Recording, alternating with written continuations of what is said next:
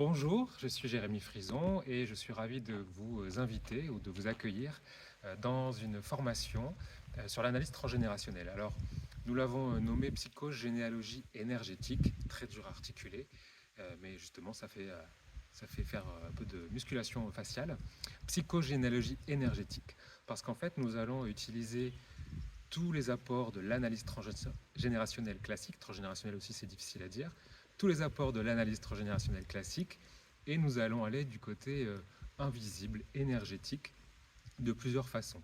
Alors, dans cette vidéo et dans les autres que vous découvrirez dans la formation, vous me verrez parfois avec des baguettes comme ceci, des baguettes coudées, qui permettent, vous connaissez peut-être le pendule on fait comme ça des tours, on peut avoir des oui et des non. Avec les baguettes, on peut à la fois avoir des oui et des non, mais les baguettes, elles peuvent aussi nous indiquer une direction, une destination ou croiser à un endroit précis.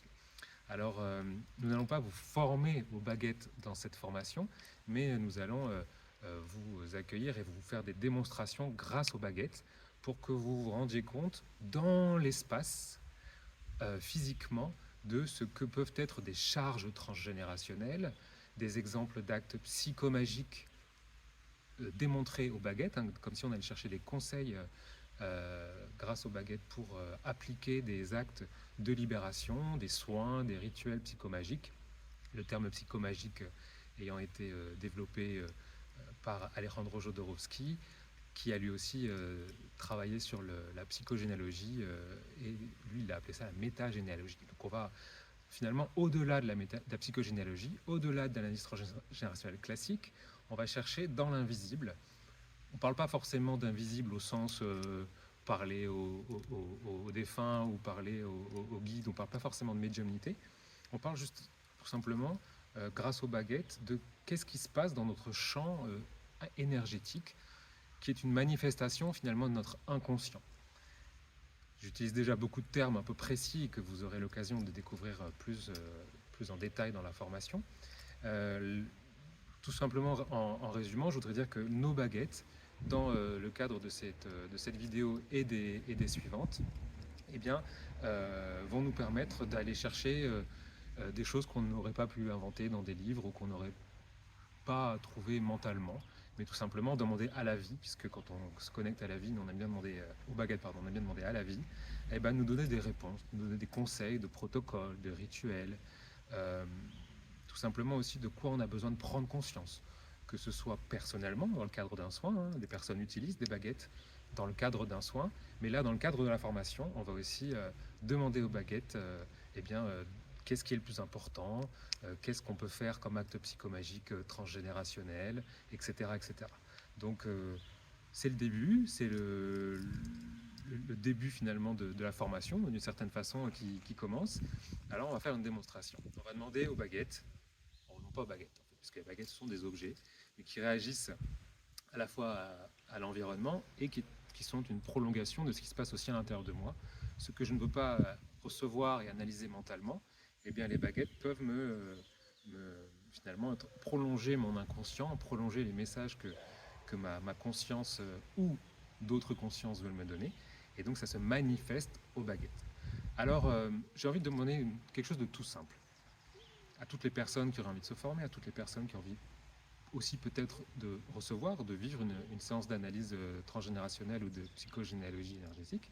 Eh bien j'ai envie de demander qu'est-ce qui est le plus important. Parce qu'on peut aller très très loin dans les concepts, on peut aller très très loin dans les outils ou dans les méthodes. Mais là j'ai envie de demander aux baguettes, en fait à la vie, à travers les baguettes, qu'est-ce qui est le plus important. Alors tout simplement je me déplace un peu pour me recentrer en moi-même. Et donc qu'est-ce qui est le plus important.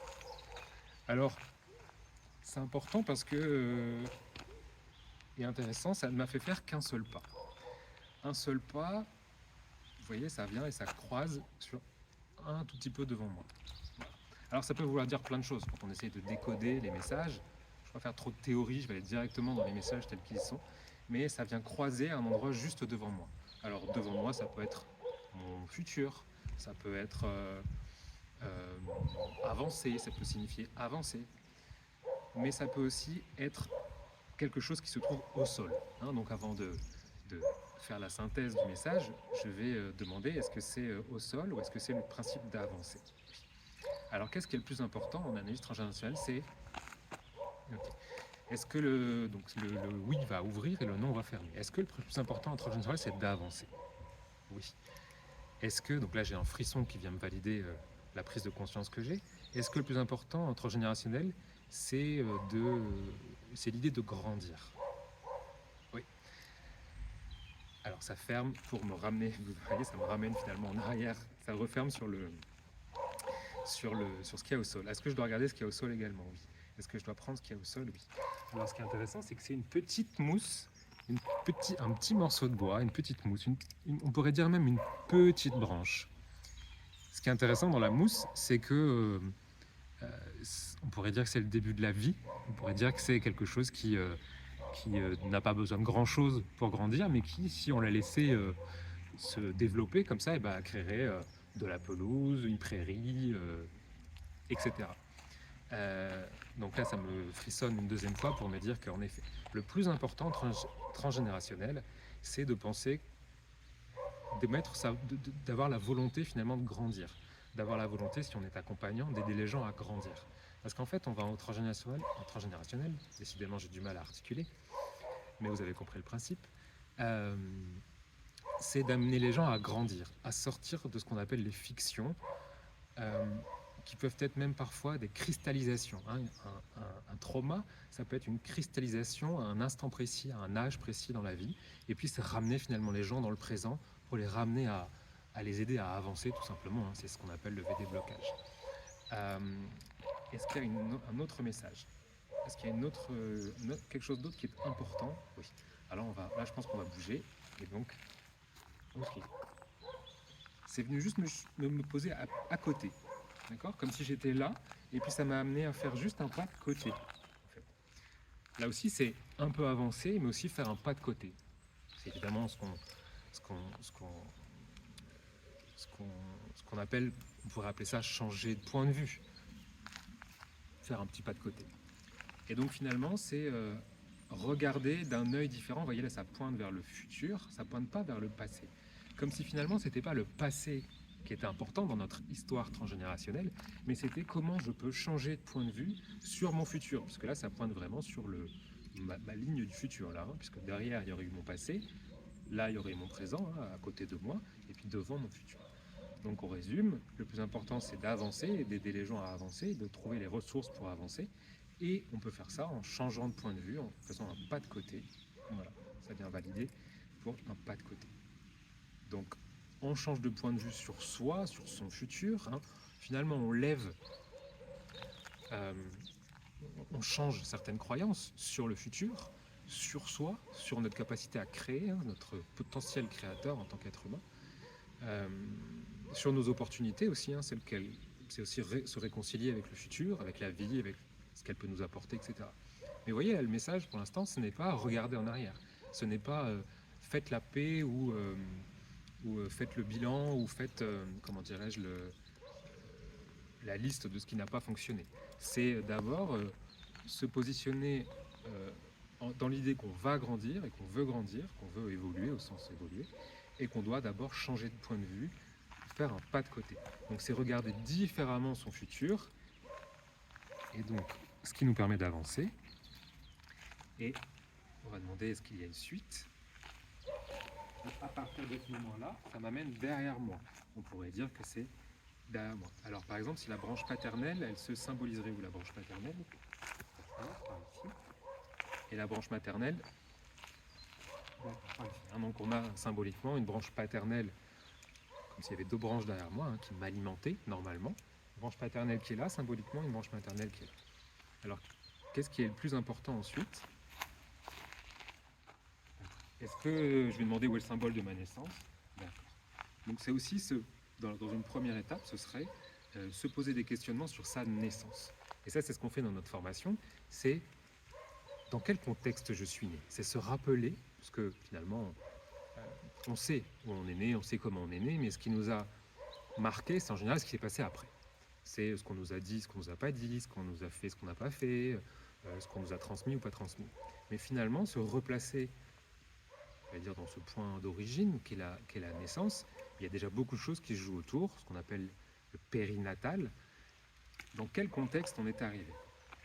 Se rappeler finalement qu'on est le fruit d'une histoire, non pas en tant que personne, en tant que Jérémie qui a souffert parce qu'il avait une relation avec son père qui était telle ou telle, mais plutôt se rappeler qu'avant que Jérémie existe et qu'il se développe en tant qu'enfant, eh bien, son père n'a pas accueilli Jérémie, son père a accueilli un enfant.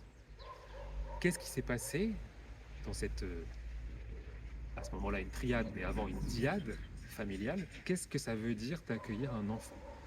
Au-delà de mon jeu, qu'on pourrait appeler égo, souffrant, parce qu'il y a eu des choses qui sont passées ou qui ne sont pas passées, mais se souvenir qu'avant d'accueillir Jérémie, et en fait, vous connaissez certainement ces phrases de « on m'a pas aimé, on m'a pas accepté, on m'a pas aidé, au contraire, on m'a mis sur un piédestal, etc. » Sortir du jeu égotique et se rappeler que la naissance, c'est avant que nos parents nous connaissent.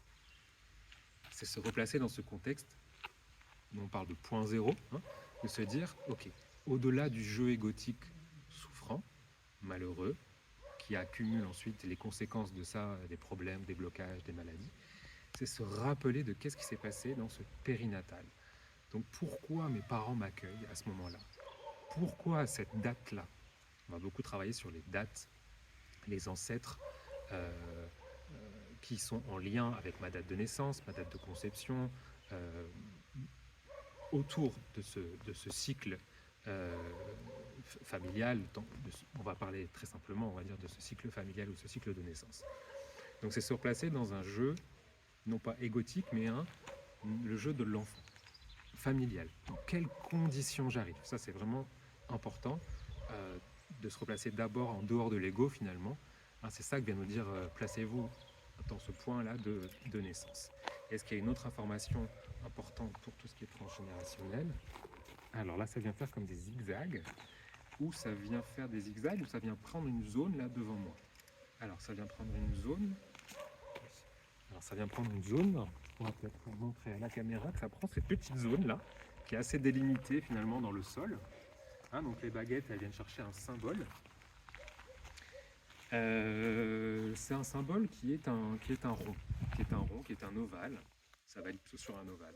Alors l'ovale, ça peut être quoi? Ça peut être le symbole du ventre de la mer. Ça peut être le symbole de la ronde. Moi, j'entends le mot, le mot qui me vient, c'est le mot enfermement. D'accord? Parce que là, on est à l'extérieur, donc on n'est pas enfermé. Et là, les baguettes viennent nous dire, là, il y a un enfermement. Là, il y a quelque chose qui tourne un peu en rond. Ça valide avec mon corps. J'ai des frissons pour valider que c'est Donc, c'est l'idée de sortir ensuite de cet enfermement. Sortir de l'enfermement, c'est évidemment un de nos objectifs. Sortir de l'enfermement familial, sortir de « je crois être l'enfant, je crois être enfermé ». Et en fait, je le suis dans mes problèmes, dans mes manques, dans ma programmation aussi, ce qu'on appelle une programmation transgénérationnelle. Je suis programmé, on m'accueille pour certaines choses, pour sceller le couple, pour rendre hommage inconsciemment à un ancêtre. On m'accueille pour certaines choses, d'accord? Le hasard, certainement, mais dans le hasard, il y a quand même beaucoup d'inconscient et de manifestations inconscientes. Donc, sortir de ces programmations, c'est sortir de ces enfermements, ces croyances limitantes, ces programmations, ces besoins, ce qu'on nous demande. À certains enfants, on va demander d'être le bâton de vieillesse, on va demander d'être parfaite, on va demander d'être très sage, ou on va demander ce qu'on appelle l'enfant de remplacement, c'est de remplacer symboliquement, inconsciemment bien sûr, l'enfant ou celui qui n'a pas pu venir ou celui qu'on n'a pas accueilli avant, soit dans la fratrie, soit plus haut dans l'arbre. Donc c'est sortir de l'enfermement.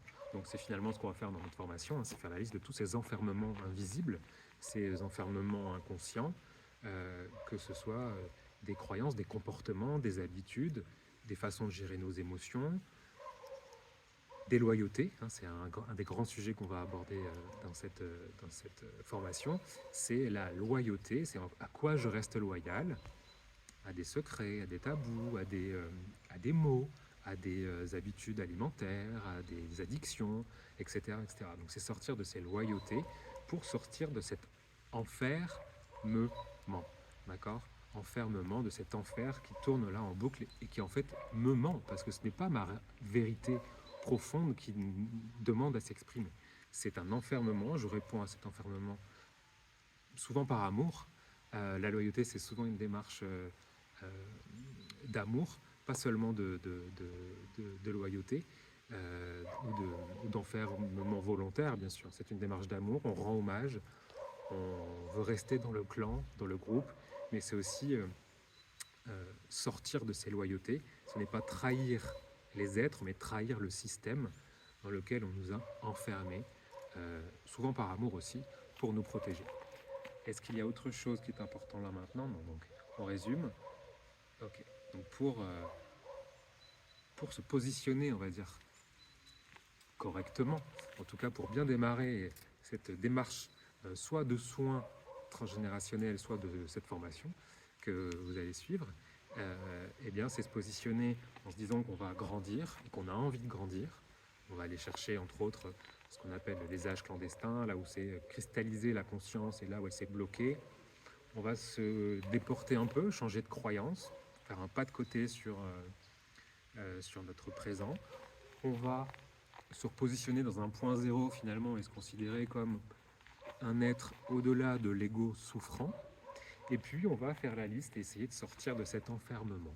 Voilà un beau programme, je crois, que ce soit pour un soin ou une formation. Et je serais ravi d'avoir vos questions ou vos commentaires, et bien évidemment en bas, en dessous de cette vidéo. À bientôt.